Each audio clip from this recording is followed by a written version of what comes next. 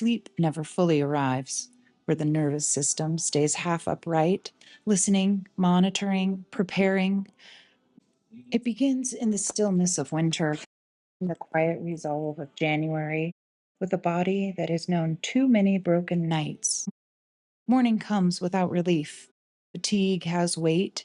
It changes how the day is entered, how decisions are made, how much of life feels available. She's lived inside this pattern long enough that it has begun to feel like a character rather than a condition. This winter, nothing dramatic happens. There's no declaration, no promise of transformation.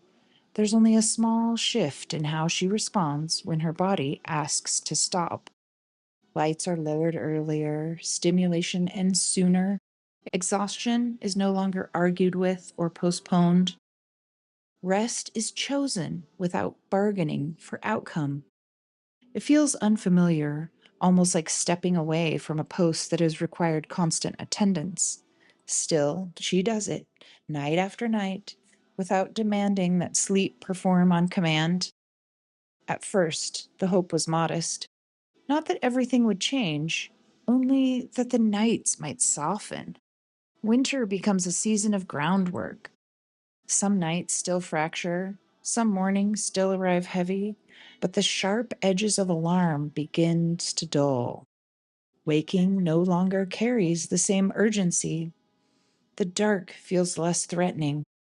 Slowly, the body starts to learn what the mind has said for years but could not enforce, that night is allowed to pass without vigilance. Spring arrives without announcement. As the days lengthen, sleep grows steadier, not perfect, but more reliable. The changes are small at first. Hunger returns in a clearer rhythm.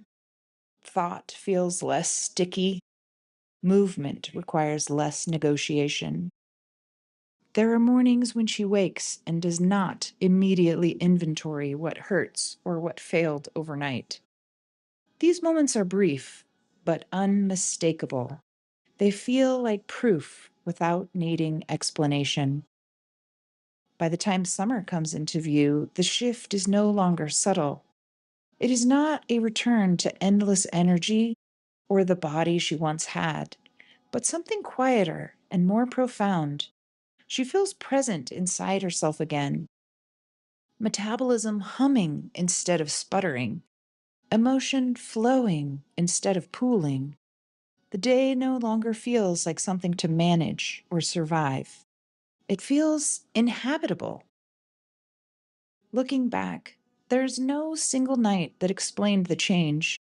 There is only consistency, choosing rest without forcing results, allowing time to do what it does when safety is no longer withdrawn.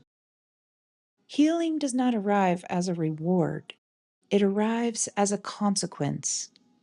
And by summer, she does not feel transformed. She feels human. And for now, that is enough.